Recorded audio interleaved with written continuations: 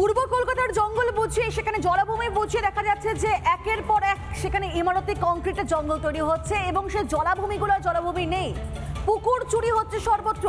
সবকিছু দেখে যেন কিছুই দেখতে পাচ্ছে না প্রশাসন আধিকারিকরা, এবং যার মাসুল গুনতে হলো আনন্দপুরে গরিব মানুষগুলোকে। স্থানীয় বিধায়ক নাকি কিছুই জানেন না, এত কিছু ঘটে গেল। এই নিয়ে সরব হয়েছেন শুভেন্দু অধিকারী।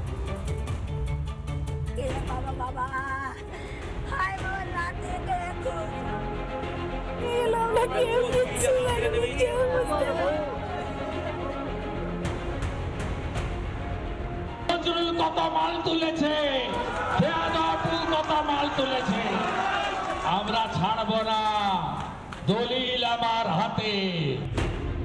কংক্রিটের মাঝে সবুজ হারিয়ে ছায়াহীন নগরী। এ বাংলায় হাঁ করে বসে আছে জমি হাঙররা। চোখের নিমেষে জলা জমি বুঝিয়ে বহুতল নির্মাণ। আনন্দপুরের নেপথ্যেও কি বড় দুর্নীতি? টাকার বিনিময়ে জলা জমি ভরাটে অবাধ ছাড়। শুক্রবারে এই ইস্যুতে সরব শুভেন্দু অধিকারী। ওয়েটল্যান্ডের জলাভূমি বোঝানোর পারমিশন দিল কে? বিল্ডিং বানালো কে? পলিউশন কন্ট্রোল বোর্ডের এনওসি দিল কে? কে কত মাল খেয়েছে? নজরুল কত মাল তুলেছে? কত মাল তুলেছে? এসবকে কিছুই জানতেন না মাননীয়া? সরি, ওখানে একটা ল্যান্ড মাফিয়া গ্রুপ তৈরি হয়েছে। তারা গভর্নমেন্টের সব জমি কাওয়াখালি থেকে শুরু করে বিক্রি করে দিচ্ছে।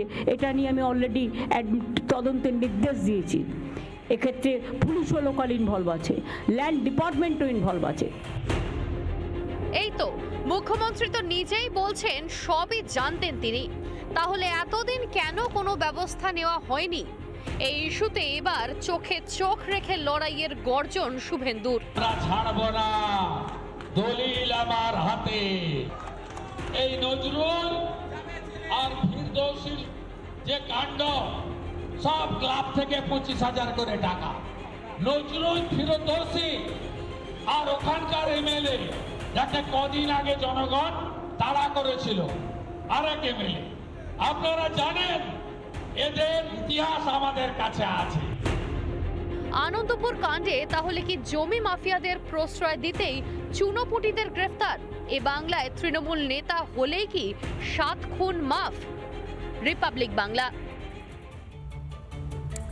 নানা ধরনের কন্টেন্ট দেখার জন্য লাইক করুন, শেয়ার করুন আমাদের ফেসবুক পেজ, সাবস্ক্রাইব করুন আমাদের ইউটিউব চ্যানেল।